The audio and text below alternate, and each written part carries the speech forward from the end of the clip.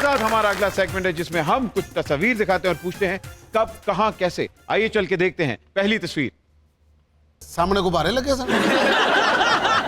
नहीं यार शेख, सामने एक बंदा खड़ा होता है ठंडा पानी पा रहा है। सामने ना पसंदीदा कोच है। मगर ये हमेशा से खतरनाक शौक, बस ऐसे हल्के फुल्के शौक कर लेते हैं। हल्के फुल्के है मेरे को।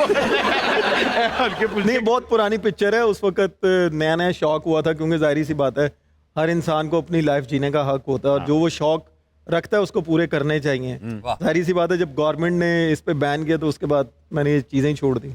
सिर्फ यही था या इसके अलावा भी और कोई डेंजरस शौक थे? नहीं, बस ये लास्ट डेंजरस था। ये लास्ट डेंजरस। अच्छा भट्टी जरा गौर से देखें, आंखें जलाई जब दुश्मन की वीडियो बना रहे हैं।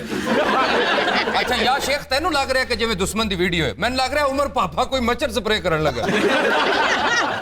अगली तस्वीर की तरफ बढ़ते हैं। आय हाय हाय हाय, ए रूस चीन अमेरिका कदों इकट्ठे हुए। मतलब है कि मीरा, रीमा और लैला एक ही तस्वीर में, और वो भी हंसते हुए। ये सबसे कमाल की बात है ना। हाँ, कराची में एक इवेंट था, वहां पे हम तीनों इकट्ठी थी, इनवाइटेड थी, और फिर रीमा अच्छा, जी कर्टी, ने, आप कर्टी थी, ये कर्टी सोफे पे बैठी थी। हाँ हम इकट्ठी सोफे पे बैठी थी, ओके। इकट्ठी हंसी और थी। किसी ने बात नहीं की एक दूसरे से?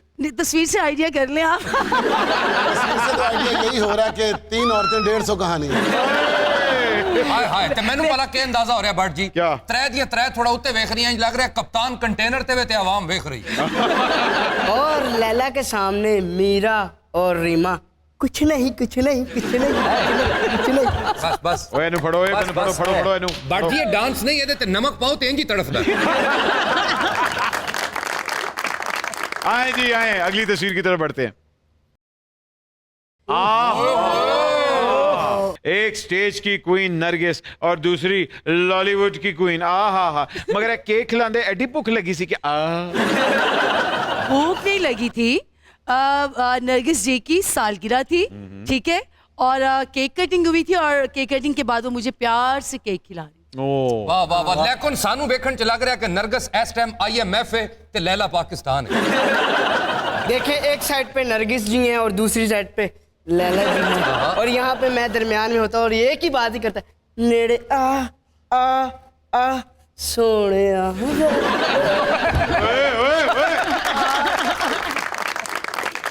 एक मिनट।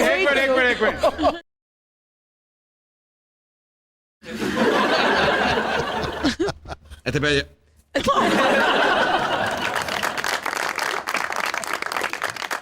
बट फूकों से ये चराग बुझाए नहीं जाते। जज्बाती मजनू। बड़ी बाउंड्री बचाई है। तुसी अपनी गल करो ते मैं रसां वाली ट्रे जरा अंदर रख के आया। ओए गरम जोहर, तूफान कदी नहीं डके जाते। ओए वाह वाह वाह, जिड्डा को तू तूफान है ना, मैं पखा बंद किया आप ही डकया जासी।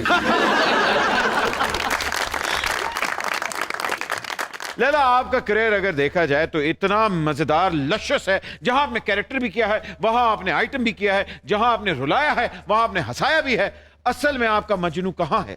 ओह, ये मुझे खुद भी नहीं पता कि मेरा असल मजनू कहाँ है। वैसे तो सारे ही मजनू हैं जो प्यार करते हैं, जो फैन है, लेकिन मेरे दिल का मजनू, मेरा मजनू कहाँ है, मैं ढूंढ रही हूँ। यहाँ है।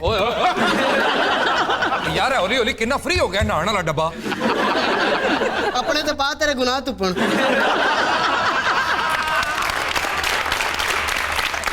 दी पावा छनका नैना चो डुलदा खुमार, लगाए दिलों इंतजार, आवेगा कदों मेरा प्यार। लैला हो लैला हो लैला लैला हो। तेरा ओए किस बंदे ने तेन मौसीकार बनाया है? और सड़ी बूथी आ लिया, और पाटियां नसा आ लिया, और विंगियां मुच्छा आ लिया। तेन मैं आखिया मुखड़े च 27 दे अंदर पाना लैला ना तू अंतरे च लेके जा रहा है। सुन फिर सदा हो अपने प्यार की। लैला हो लैला हो अम्मा, लैला हो बाजी, लैला हो बेड़ा, लैला हो अरबी। बेटा बेटा म्यूजिक बनाना, फैमिली नहीं बनाना। या शेख बिल्कुल पे ठीक, बदतमीजा सारी फैमिली का ना मौसीकी बनानी है, तू समझा? ऐसे राशन कार्ड पे लब रहे तू फ्लूटर दी टोपी बुलवा के सिर ते रखी, भेजा। बट जी आप इस छोटे मजनू को कहीं टाई क्यों नहीं कर देते? हाँ भाई, इन्हू टाई कर दियो ना किथे। क्यों कर दिए टाई? असि टाई करके आए कि तू इंज कर से मैं फड़ सा।